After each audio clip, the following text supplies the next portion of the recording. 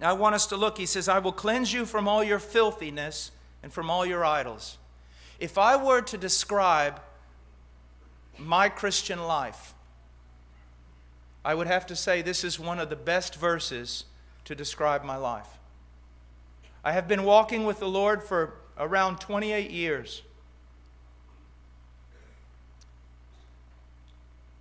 And in those 28 years, I have seen God's loving hand of discipline, teaching me, putting me through trials, chastising me when I had gone the wrong way. I could see from almost the moment of my conversion that I had entered into a relationship with God that I could not escape. He had become my Father, and He is a very diligent Father. He makes sure that His children do not run wild. Let me give you an example. Let's say that I was your pastor, and I came home one night with my wife at, let's say, 12 at night. I was preaching somewhere very late, and as I was driving home, I went by a street corner, and I saw your daughter that was 14 years old standing on that street corner with a whole bunch of very bad young people. As the pastor, and since my wife is in the car, I would pull up to the street corner and I'd say, girl, get in the car. I'm taking you home. But here's what you need to understand. I wouldn't be angry as a pastor with the little girl. But I would be angry with her father if he was a member of the church. I would go to him and I would say, what kind of derelict father are you? How could you so neglect your children that you would allow them to be out on the streets running wild without your care and your discipline? Do you honestly think that God is a derelict father? That God has all these children in America. He allows them to live in heresy. He allows them to follow every sort of lie. He allows them to live in sin and in every manner, every sort of way that contradicts His nature. Do you think God is that neglectful of His children? Absolutely not.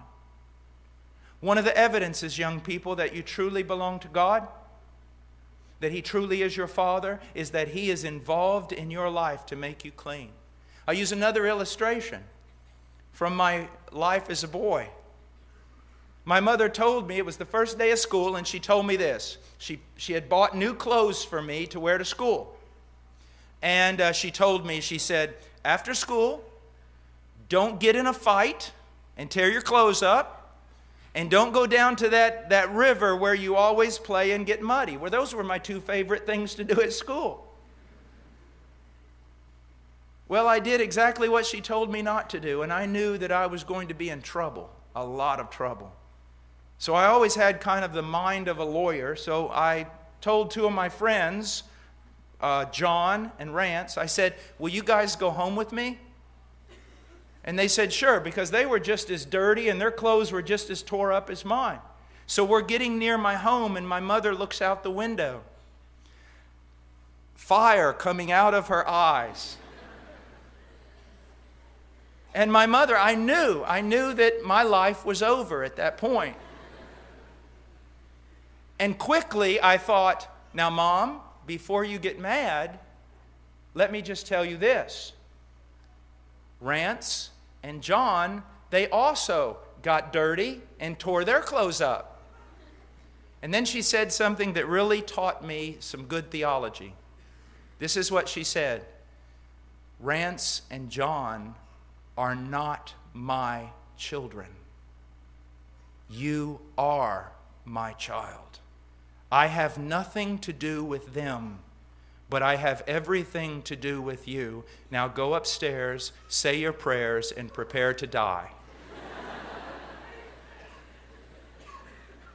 Now, do you see what's going on here?